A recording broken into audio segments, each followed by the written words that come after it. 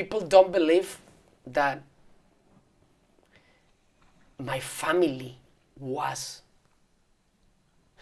amazing of never, ever make me feel that I've achieved whatever I have achieved. Or if I play an amazing game and score 3 goals, to make me feel that it was like, they always humble me. Really? Always. It's not about pressure, but they always humble me. And I always create this process of like, I know every time that I play a match, regardless, we are gonna talk about the things that you can improve, no matter what. What you could do better. So imagine I'm going out, I can celebrate with my friends, but I know as soon as I step in the car or in my house or my parents are there, we're gonna like review their match, talk about it, and I learn how a little bit, battle my ego. Man, when you're 17, 18 World Cups, you can score goals. Of course, you don't have those experiences. You feel like you are in the top of the world and you feel like already made everything and stuff. And my family held me that sense of like, hey. Always like, which is the goal? And they teach me something without the words, but I think with actions about like there's nothing is going to be enough. If you win a match, you always want to win another one. Right. If you score one, you always want to score one. Right. If you play one World Cup, you want to play more. If you score 100 goals, now you want to score 200 goals. Sure. So, like, unconsciously, they teach me that, like, always like, hey, man, there's always better things to achieve or to work for, right? So that's how I handle pressure. And then we can keep going on my story because, then imagine, that was a pressure in my family, in my niche. But then, of course, when I was 21 years old, my life changed completely. And then the entire country knew about me. And then I was representing the country. Right. And it was like you explained it in the beginning, right? Sometimes if I don't score goals, it's like I let down my country, literally. How does that feel? So this was 21, you're in the World Cup? Exactly, in the 21, 22. I just become 22. But before of that, they transferred me to Manchester United. Right, before this. So you're playing with Man U. I was playing with from Chivas. Mexico. Yes, no. I was playing with Chivas, and I was the first player ever that I made the jump from a Mexican team to a AAA European team. Because normally, in the past, the other Mexican successful players, they always went to a AA teams or 1A teams, and then they start like going to a better teams. Exactly. I was the first one to make a transfer from Chivas to Manchester United. That's crazy. No one ever like done that, Ever. right? So that's why I became so famous in that sense. And then the World Cup happened. Before, like in the middle of the transfer, they transferred me, they bought me, but then I couldn't play with Manchester United until after the World Cup. So you didn't play a game yet? No, because I was being part of Chivas. It's like you made the transfer, but you can play 3 months later, right? Something like gotcha. that. Until, and after the World Cup. So this was announced. People knew you were going to go to Man U. It was like a big deal. Brother. And then the World Cup happens, and you're 22. What happens in that World Cup? Okay. My life changed completely, first of all, when they announced the Manchester United, when I came back to an airport in Mexico. It's been, until now, I cannot, going back to Mexico, or I use a hat, and now with the glasses, COVID mask, glasses, or things like that, I cannot come back. Now, my life changed when I was 21. Literally, it was like, I cannot, I get used to okay, how I'm gonna handle it, because I cannot go to airports, and not because I don't want to be with the people, it's the other way around, it's about security. It's gonna take me 2 or 3 hours to be out there, then security or things like that, in that time. So then I played the World Cup. The World Cup was fine for me. And then I go to Manchester.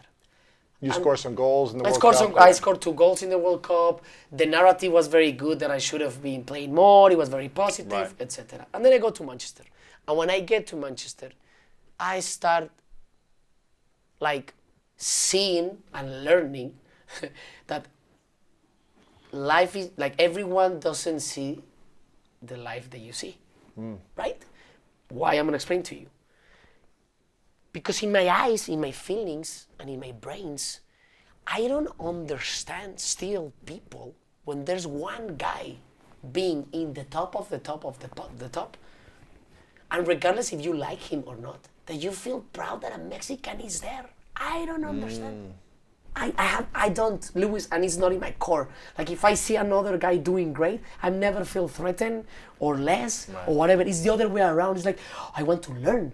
It's like, oh, what he's doing that is making him great. And it's like, he's or she's in their own path. Let me learn. So that was when I was realizing, like, man, I know things probably cannot go in the most successful way in the beginning, right? Because I need to get used to it. I need to play more. I didn't play as much in the first 6 months.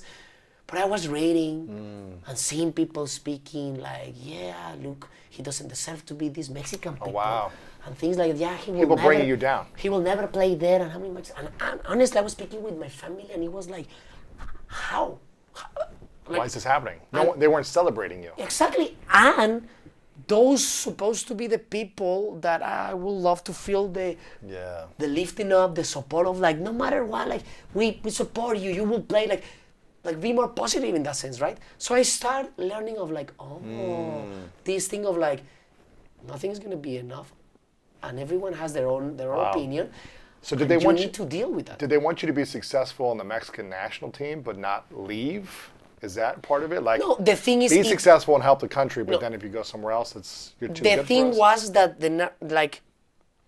I believe that the thing was that a lot of people, I think there's a lot of people that they don't feel so secure and so happy with their lives that they use, because they are not happy with their lives and they are not peace. Of course, they feel and they see lackness, so they want to see that in front of me. So imagine a Mexican, 22 years old, playing Manchester United, and the only thing that they could be seeing is like, he's sitting on the bench. That's the only thing that they were talking about. Oh, wow. In the beginning, right? Sure. He cannot play. Wow. And things like that. So they, instead of seeing the glass half full, they were seeing the glass half empty. But not because it was half empty, it's because now we realize that when people speak about you, they're speaking more about themselves than they yourself, right? Yeah. So, but it was difficult, man, because at 22 years old, you don't know how to handle this stuff. Everyone is speaking about you in that moment because, of course, you are in Manchester United. There's a lot of people that they want you to be good and be successful and make the country proud and etc. But then the narrative, a lot of other, like the media and all kind of stuff, start learning that the narrative, if I go against him, for example, we're going to create the narrative of I hate him or I love him. And in my country, because of the soap operas, people love that. Wow. People love to see a hero or a villain. They love the extremes. So that narrative for some media, what they say, okay, let's just, for example, in a sport program, there are 4 people. 2 needs to go in favor of Chicharito. Oh my 2 gosh. goes to against. Just a battle. We have an amazing battle. We create ratings and everything goes up. So that conversation starts to polarize in my country. Oh my gosh. But I understand. I said, now in my experience right now, for example, Luis, I can say, like, that's something that in my country I would love to change, because there are people that probably you don't like what they do or how they do things, but that doesn't mean that they're doing the things wrong. If you don't like something, it doesn't mean that they have a bad taste or it's not great. You can be, like, you cannot like something that is great, and it's fine. For example, if you give me, for example, a clear example, Beatles or Queen, a music. Queen 100%, and the Beatles people are gonna be the Beatles are gonna be like, and I understand, and I can admire and say, amazing music, it's not for me. Right. But I'm not gonna be saying, nah, they're horrible, they're terrible, nah, look them.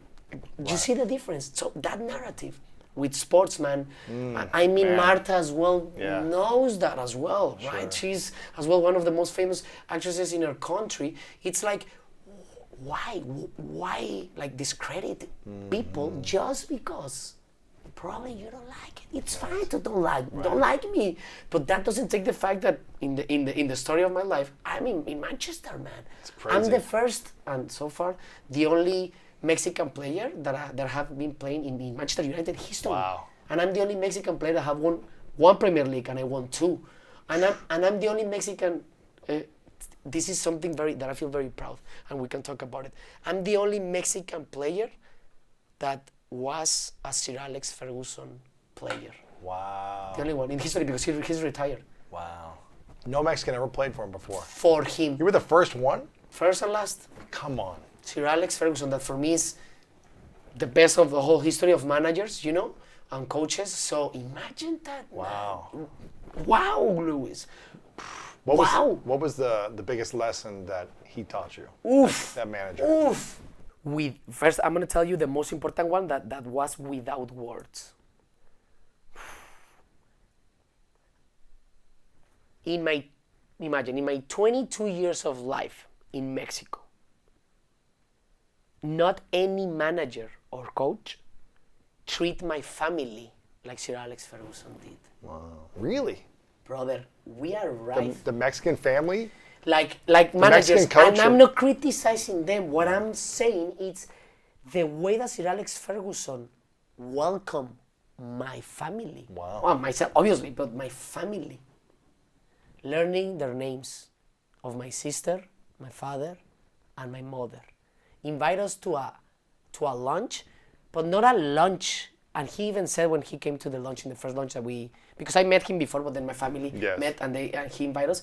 He even said, we're not going to speak about football. We're going to speak about yourself and yours. Explain to me, I want to know about you. Wow. Sir Alex Ferguson, man. Coming from Mexico, Sir Alex Ferguson. He's like a legend, Doing a god. that, Yeah. Doing that, like, making yourself like you're human. Like, of course, he's good at what he does, but he's still a human, like us. In some areas, of course, he's greater than another people, but we're still humans, man. Luis, we're still human, we're still people. So that lesson. And then, the other one that I'm going to take with me forever, because it's not even a lesson, but it's something that it brought me so much peace, and as well a show, he showed as well that humbleness. He said to me when he retires, he brought me into his office to speak with me, and I thought it was like, okay, I don't know what he's going to say. He's going to retire, and the next season, it was like he retired like three months before the end of the season. So he was like, I thought he was speaking with the players to say goodbye, etc. I don't know. Right. So he invited me, and I went to his office, and we started talking, and he said small talk and everything, and appreciated back and forth. And then in the end, he said, look, and I want to finish this meeting with something that I want to tell you.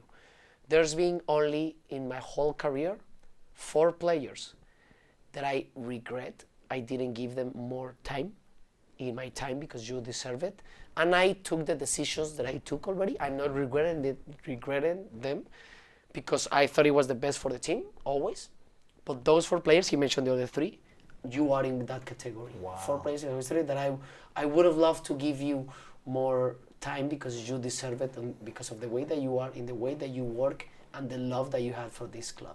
And I want to say that I'm sorry that you didn't get that time. Imagine, Luis. Wow. How old were you now? In that time, I was 26. Wow, so 4 years. 25. 3 years into the game. Wow. Those lessons, man. And then, of course, the way that he treats, the way that he managed humans. He knew if Luis needs probably a little bit of like, I'm gonna ignore you. You don't need to talk. There's others that they need to have a paddle and something like that. And there are others that you need to a little bit be more hard on them. But he knew how to manage 25. But for that, he needs to know people and focus on people. Not only in the sport, of course, he knew about the sport, but how I'm gonna take. He knew that the most important part, a part of tactics and the sport, is how I'm gonna take the best out of my players. Wow. And that's why he stayed for 26 or 28 years being the manager, changing players and changing coaching staff too through that time, and keep winning. That's crazy. Keep winning. It's insane. It's insane. I did everything so my kids could be closer, and things out of my control Sure. that I want to speak about it. It's like it happened, and again, I've been more brave to accept some consequences and leave this type of stuff